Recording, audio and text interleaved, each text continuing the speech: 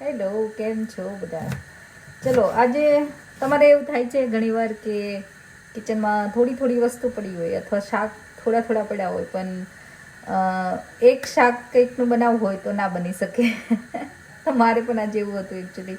બધા શાક હતા નહીં કાંઈ, શું બનાવવું એ વિચારતી હતી. પ્લસ કાલનું થોડું શાક વધેલું છે અને અમુક વાર છે ને બધાને એક વસ્તુ ખાવી ના હોય કે એક વસ્તુ સાથે હેપી ના હોય.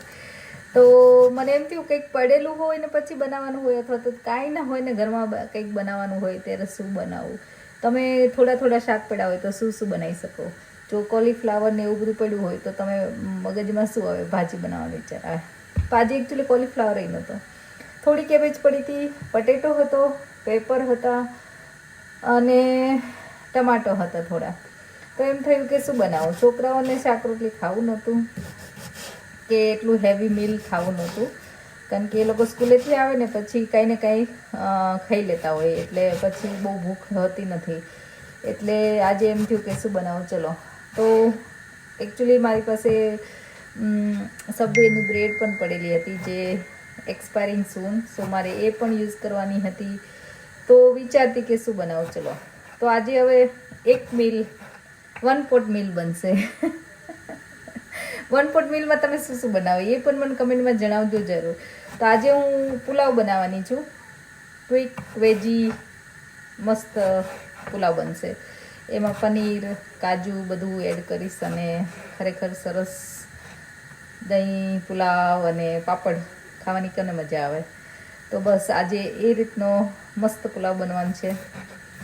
તો ચલો આજે ફટાફટ પુલાવ બનાવી લઈએ.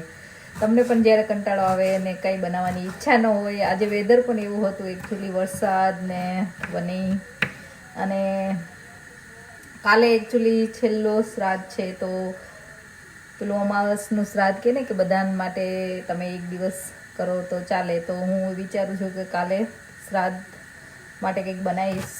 તો એનીવે હેવી મીલ થવાનું જ છે કાલે. તો આજે થોડું લાઇટ અને હેલ્ધી તો કહેવાય, પણ મોસ્ટ ઓફ વેજી ને બધું યુઝ થશે પુલાવમાં. પણ વન પોટ મિલ બનશે આજે. તો ચલો ફટાફટ બનાવી લઈએ.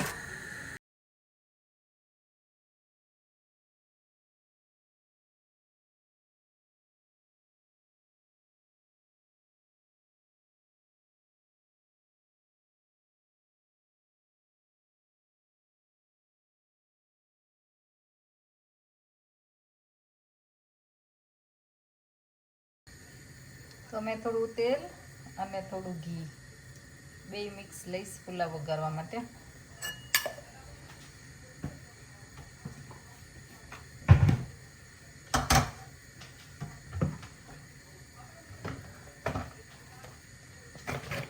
તમે બધા જો ખડા મસાલા યુઝ કરવા હોય તો ડ્રાય ખડા મસાલા યુઝ કરી શકો, પણ હું નોર્મલી બધા ગરમ મસાલા યુઝ કરતી હોય છે, રેડી જે દળેલા આવે એ.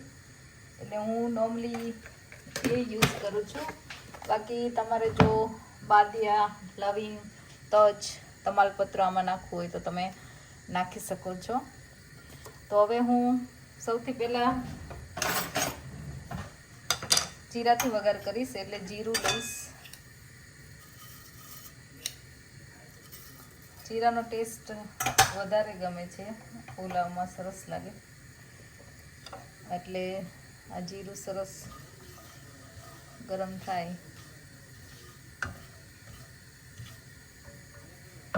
એટલે એમાં થોડી હિંગ એડ કરીશું.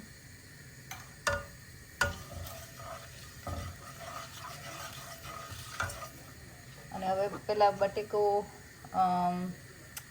ડુંગળી અને કેબેજ છે એ બધું આપણે એડ કરીશું અને એ બધાને એકદમ સરસ રીતે ચડવા દેવાનું છે. તો આવી રીતે જે તમે સાતળો અને એનો ટેસ્ટ આવે વેજીટેબલનો, એ પુલાવમાં સરસ લાગે છે.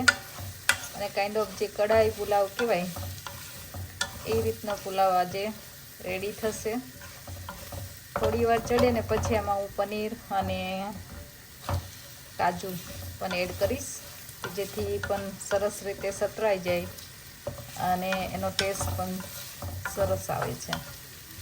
તો આપણે થોડું સાતળી લઈએ. તો જો આ કચરા બટેકા અને કેબેજને એવું ચડી ગયું. પછી મેં એમાં વટાણા એકચ્યુઅલી વોશ કરીને એડ કરી દીધા છે.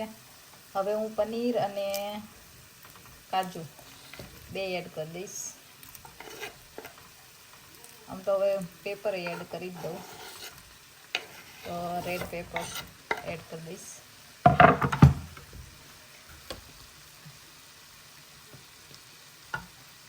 અને પાછું બધું મિક્સ કરીશું સરસ, અને પાછું થોડી વાર સાતળીશું. એટલે પટેટો ઓલમોસ્ટ 80% કૂક થઈ જ ગયું છે. હવે થોડી વાર પાછું સાતળીશું એટલે સરસ રીતે કૂક થઈ જશે.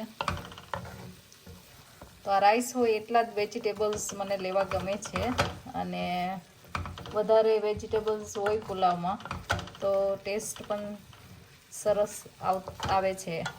એટલે મને વધારે વેજીટેબલ્સ ગમે. તમારી પાસે જે કેરટ અથવા તો બીજા કોઈ વેજીટેબલ્સ હોય, બીન્સ, તો તમે એડ કરી શકો. એનાથી પુલાવ સરસ ટેસ્ટી બને છે. પાછું 5-7 મિનિટ સાતળીએ. હવે બધું સતળાઈ ગયું છે સરસ રીતે. હું 1 સ્પૂન જેટલી શેઝવાન ચટણી એડ કરીશ.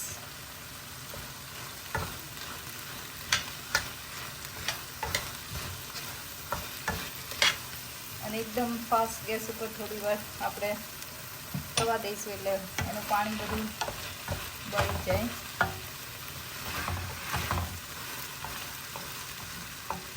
અને હવે આપણે બધા મસાલા કરીશું. તો હવે આપણે બધા સ્પાઇસીસ એડ કરીશું. એમાં થોડી હળદર, ધાણા જીરું, લાલ મરચું, ટેસ્ટ પ્રમાણે તમારે જેટલું એડ કરવું હોય એટલું, સ્પાઇસી તમારે જેટલું ખાય એટલું.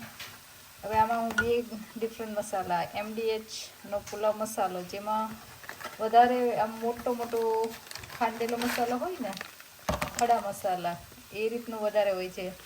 તો આ મને થોડો એડ કરવો ગમે, એનાથી ટેસ્ટ સરસ આવે છે. અને થોડું હું આ બિરયાની પુલાવ મસાલા બાદશાહનો છે, જે હું એડ કરીશ. એ થોડો કાઇન્ડ ઓફ ગરમ મસાલા જેમ ઝીણો આવે છે, અને અંદર મોટી ઇલાયચી ને એવું બધું આવતું હોય છે. તો હું આ બધું પાછું મિક્સ કરી લઈએ. સરસ રીતે આ બધું મિક્સ થઈ ગયું છે. અને હવે આપણે રાઈસ જે ઓસાઈને રેડી કરેલો એ આપણે એડ કરી દઈશું.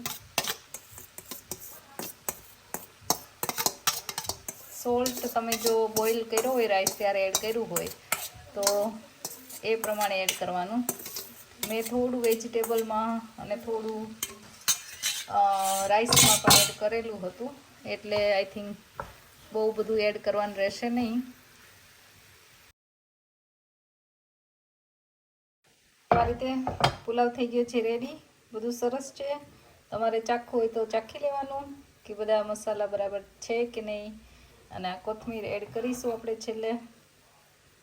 અને તમને કઈ રીતે પુલાવ ખાવો ગમે, દહીં પુલાવ, રાયતું પુલાવ, પાપડ સાથે? તો હવે પાપડ અને દહીં સાથે આપણે જમીશું. તો તમને ગમ્યો હોય પુલાવની રેસીપી તો પ્લીઝ ટ્રાય કરજો, અને મને જણાવજો પણ કમેન્ટમાં કે એકચ્યુઅલી કેવો તમને લાગ્યો. તો હવે વધેલી બ્રેડ અથવા તો એક્સપાયર થતી હોય બ્રેડ, એ પહેલાં આપણે ક્વિક યુઝ કરી માટે હું ગાર્લિક બ્રેડ બનાવું છું. અને આવી રીતે ક્રન્ચી બ્રેડ અમને ખાવી ગમતી હોય છે. તો ફટાફટ રેડી થઈ જાય છે, અને ખરેખર ટેસ્ટમાં પણ સરસ હોય છે. તો તમે પણ ટ્રાય કરજો અને જણાવજો મને.